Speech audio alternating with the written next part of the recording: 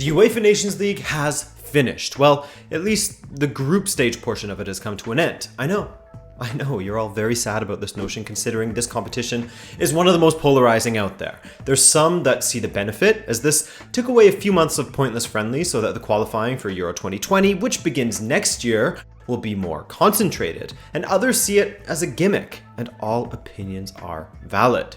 But regardless where you stand, you're probably wondering who made the finals, who is relegated, who is promoted, and so on and so forth. And luckily for you, that's exactly what I'll be covering in this video. By the way, I'm Adrian and welcome to Rabona TV. And if you're new, consider subscribing. And also, I just wanted to thank OneFootball for sponsoring this video once again. It's a great app that allows you to customize your newsfeed to your liking, supplies you with the latest news stories like this one from the competitions you follow, hits you with highlights from matches, fun videos like this one, live match tickers, and much more. So be sure to click the link in the description for a free download on iOS or Android. Okay, let's get started and we'll work our way from the bottom to the top. But one thing that is important to keep in mind here is how the UEFA Nations League standings come into play for Euro 2020 qualifying.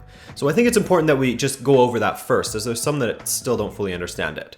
There's still going to be the standard or old Euro 2020 qualifying campaign, which begins in 2019. You know, all of the UEFA countries divided into groups of 5 or 6. The top teams get to qualify directly for Euro 2020, etc. The format you're familiar with already. That's been used for previous tournaments. Now, given that UEFA had expanded the number of teams to 24 for the 2016 competition, they're continuing on with that number of teams for the 2020 edition. However, only 20 teams will qualify as a result of the old-style qualifying campaign. So, how will the final 4 places, which will make up the 24 teams for Euro 2020, be decided? Well, my friend, that's where the Nations League standings come in. So, as you know, the Nations League was divided into 4 different leagues: A, B, C, and D. Within those 4 leagues, there was also 4 groups of teams. So, the benefit to finishing top of your group isn't just that you're promoted to the upper league, or in the case of the League A team sent to the Final Four tournament to contest for the inaugural UEFA Nations League trophy.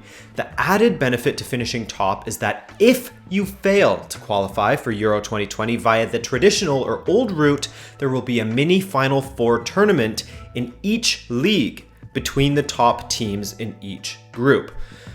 Confusing, I know, but for example, in League B, the group winners, spoiler alert, were the Ukraine, Bosnia and Herzegovina, Sweden, and Denmark. For the sake of this example, let's assume that all 4 of those teams failed to qualify for Euro 2020 via the traditional route. After the traditional Euro 2020 qualifying has concluded, those 4 group winners from League B will all contest a mini tournament consisting of 2 semifinals and a final for one of the final 4 places at Euro 2020.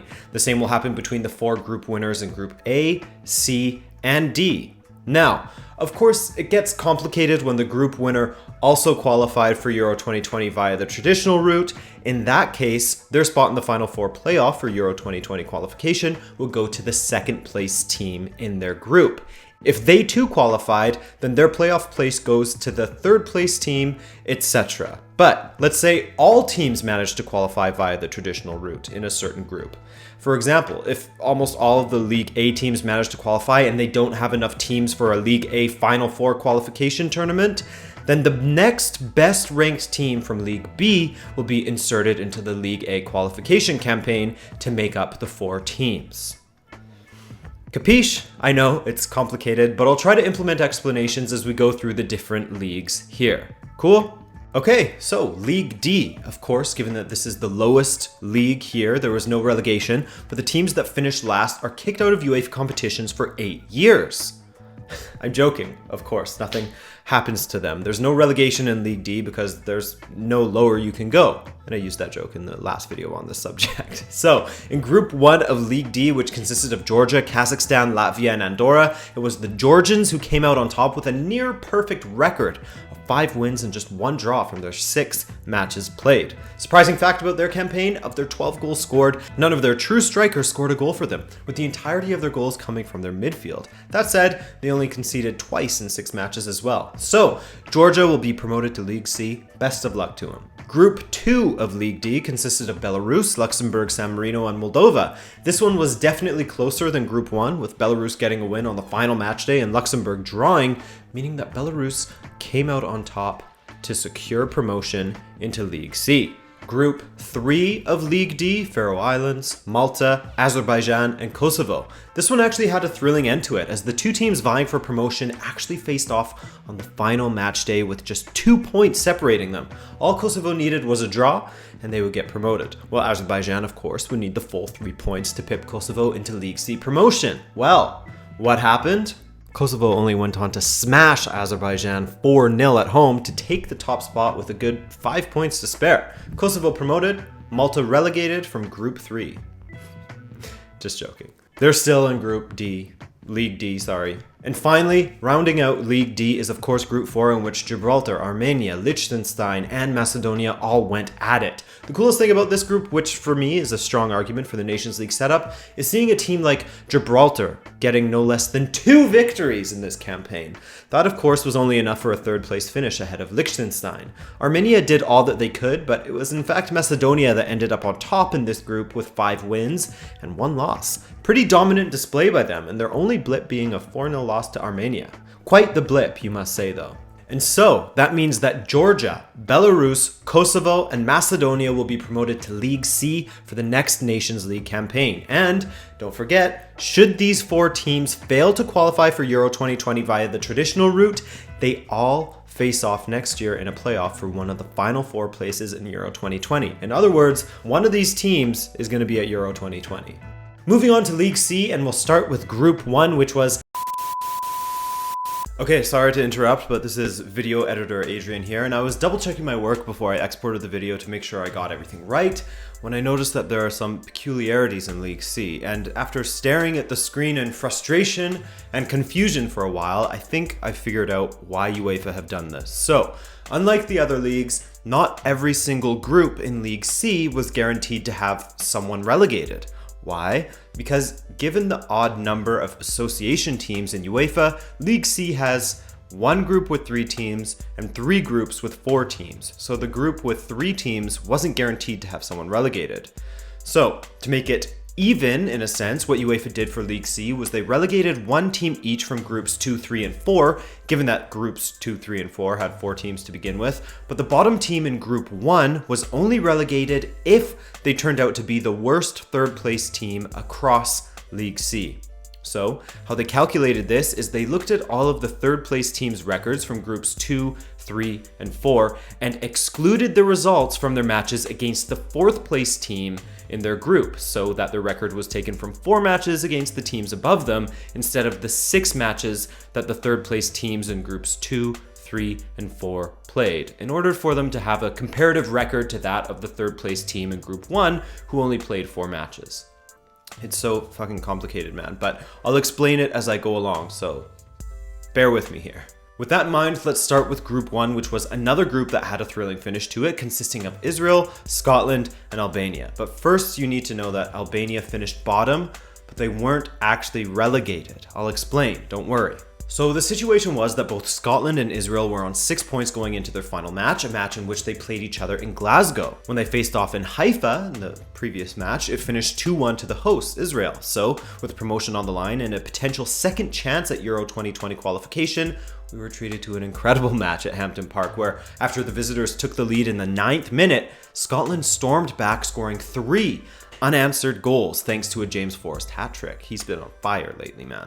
Aaron Zahavi scored in the 75th to make for a nervy ending, but Scotland got the win 3-2, and Scotland were promoted to League B. Group 2 was interesting, but in a different manner. The group consisted of Finland, Hungary, Estonia, and Greece, and Hungary and Greece will be cursing themselves for not getting their acts together sooner, as well as Estonia, because they finished bottom and have been relegated to League D. Okay, so after Finland stormed to the front of the group with 4 consecutive wins, the 2 teams that were chasing them, Greece and Hungary, both beat them on the final 2 match days. So, with Greece facing off against Estonia on the final match day, 3 points behind Finland, they lost to the already relegated Estonia, meaning Finland will be promoted to League B despite tripping and falling flat on their face over the finish line. Okay, in Group 3, we had Cyprus, Norway, Slovenia, and Bulgaria. Going into the final match day, Bulgaria had a chance to overtake Norway with whom they were tied on 10 points apiece with. Norway won against third place Cyprus, while Bulgaria played against an already relegated Slovenia, see ya in League D, Slovenia. But where would we be seeing Bulgaria next season? Still in League C, as they could only manage a draw against Slovenia, so Norway was promoted to League B, 2 points ahead of Bulgaria. Why did I say Norway so weird there? Now, this is where it gets complicated, because Cyprus was also relegated, despite finishing third in their group. Why? Because they were in fact the worst third place team in League C. Yes, they had more points than Albania, with 5 to Albania's 3, but Cyprus got their sole win of the group against the 4th place Slovenia. And as I said, for the 3rd place teams in groups 2, 3, and 4, the results against the 4th place teams didn't count. So, looking at it that way, Cyprus only had 2 points to Albania's 3, so both Slovenia and Cyprus were relegated to League D from Group 3 in League C. You following me? I know, it's way too complicated. In League C Group 4, we had a fairly tightly contested group, at least in regards to the top 3, as Lithuania lost all 6 of their matches and were promptly relegated to League D. But on the final match day, Romania had a chance at promotion if they won, and Serbia lost to the terrible Lithuania side that had a final goal difference of -13. Well, Serbia did the business against Lithuania, meaning that it's better luck next time for Romania. And Serbia will be in League B during the next competition. Alright, so the 4 group winners that will have a second shot at Euro 2020 qualification, should they fail via the traditional route, will be Serbia, Norway, Finland, and Scotland. And remember, the relegated teams were Cyprus, Slovenia, Lithuania, and Estonia. Okay, back to past Adrian.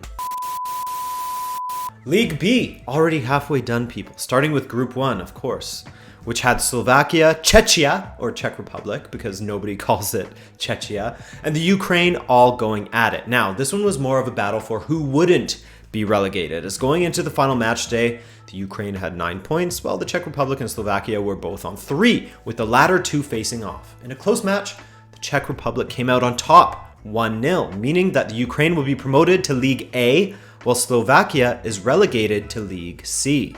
Group 2 had Turkey, Sweden, and Russia, and Turkey, man, what an abysmal campaign they had. Just 1 win and 3 losses meant that they have been relegated down to League C. Damn, expected more from them. As for the promoted team, well, Sweden and Russia were separated by just 3 points going into the final match of the group, and with their last meeting ending 0-0 in Russia, if Sweden could find a way to beat the Russians at home, they would pip them for promotion. What happened? Well, Sweden showed some more of that calm, cool collectiveness that they displayed during the World Cup this past summer and won 2-0 against the previously top Russians. Lindelof smashed one in just before the half, then Marcus Berg finished off the Russians. 2-0. And so, Sweden was promoted to League A, while of course, as I said, Turkey has been relegated to League C.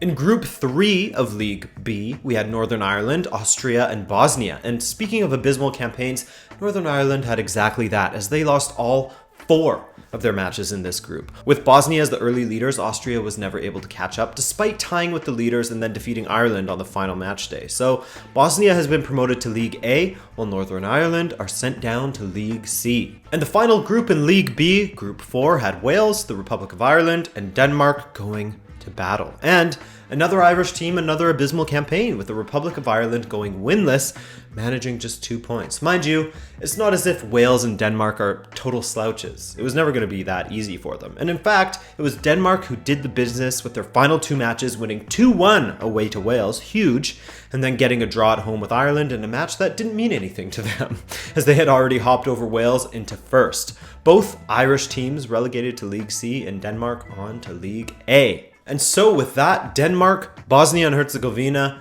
the Ukraine, and Sweden will all be promoted to League A, while also having that qualification safeguard for Euro 2020 via the playoff they will have against each other should they fail to qualify the traditional way. Are you getting tired of me saying this yet? I'm just trying to hammer it home, man. Repetition, repetition, repetition. I want it to be perfectly clear this time. League A. Okay, let's do this. In Group 1, we had Germany, the Netherlands, and France, the World Cup champions. And this group was chock full of drama as well. Well, first of all, there's the fact that Germany had a pitiful campaign and didn't manage to win a single match, meaning that Germany, the 2014 champions and the 2017 Confederations Cup champions that eased to a victory with their B team in that tournament, have continued their downward spiral and have been relegated to League B. And some have been saying, hey, doesn't that mean that qualification will be easier for them in the future? Well, yes and no. Remember, the majority of the qualification places are still awarded via the traditional route, so all this does for them is increase their chances of finishing in the top of their Nations League group in League B, which gives them that second crack at qualifying. And I also think that they'll be in pot 2 when it comes to the draw for the traditional route groups, so that doesn't help. Okay, anyways, France and the Netherlands, yes, the Netherlands were by far the best teams in this group, with the odds completely even between the two of them with identical records. And the reason why I just said, yes, the Netherlands, is just because of how crap they have been in the last 4 years, but they're not anymore. Anyway, the matches between France and the Netherlands ended 2-1 France, then 2-0 Netherlands. So with Germany leading the Netherlands 2-1 in second half stoppage time in the final match of the group, it was looking as if France would take the group. But Virgil van Dijk was promoted to striker in the dying minutes of the match, and he finished beautifully past Neuer to make it 2-2. An incredible finish by him. He looked like an actual striker. Not to mention, Quincy Promes cut the deficit from 2-0 to 2-1 just 6 minutes earlier in the 85th. What a comeback. The Netherlands make the inaugural UEFA Nations League Final Four championship next summer, while Germany is sent to League B. Relegated. Rough. In Group 2, Iceland were relegated to League B thanks to a terrible campaign in which they lost every single match. To be fair to them, they were up against it from the off, as they were placed with Belgium and Switzerland. So, in the final match of the group, Switzerland were up against Belgium and were 3 points behind them and in need of a big win. What happened? They only went on to smash Belgium's Red Devils. After a Thorgan Hazard brace, Belgium were leading after just 17 minutes, 2-0. But Switzerland tied it up after 31 minutes and then went ahead right before halftime to only go on to score a further 2 goals in a 5-2 win over Belgium. Pretty much the same Belgian side that finished third in the 2018 World Cup. And a hat trick for Haris Seferovic. I see you, boy. So, Switzerland hop over Belgium in the standings, and they make it to the inaugural UEFA Nations League Final Four tournament too, while, again, Iceland was relegated to League B. They'll be happier down there, I think. Group 3 was a little less exciting, to be honest, as Portugal, without Cristiano Ronaldo, but with a slew of solid young talent, had this group all buttoned up before they even played their final match against Poland, which they drew 1-1 thanks to Danilo giving up a penalty, which I thought was a little harsh, but definitely a penalty. Anyways, they finished unbeaten.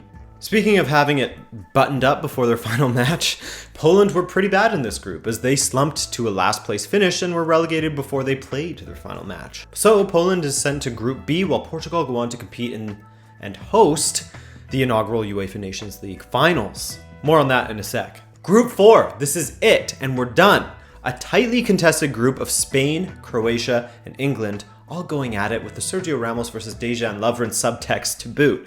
Good stuff there. Anyways, this was a back and forth group that could have gone in any direction, and the direction that it did go in was Croatia getting sent down to League B despite getting retribution for that 6-0 hammering by Spain by beating them 3-2 in their second to last match in the group. So that set the table for England to take first place if they could defeat Croatia, and in turn get retribution for that World Cup semifinals defeat. What happened? Croatia were leading 1-0 until the 78th minute when Jesse Lingard came on as a substitute and scored his second goal in 2 consecutive matches for England. 1-1. Then in the 85th, who else but Captain Harry Kane to hit Croatia with the old slide and poke. Know what I'm saying? To make it 2-1 England, so they jump over Spain and win the group, meaning they're heading to the final tournament, while Croatia have been relegated to League B, as I said. So, Germany, Iceland, Poland, and Croatia have been relegated to League B, while the Netherlands, Switzerland, Portugal, and England will all compete for the UEFA Nations League trophy in Portugal in June of 2019. The draw for the 2 semifinals will take place on December 3rd, and the tournament itself will kick off on the 5th of June 2019. Alright, is that enough information for you? Cool. I think that's pretty much everything that you need to know about who was relegated, who was promoted, who was playing in the final tournament, etc. If this video was helpful, then a like is always appreciated, and a subscription is just... oof. Now you're spoiling me. Appreciate you taking the time to watch. My name is Adrian, and I'll hopefully see you in the next video. Take care.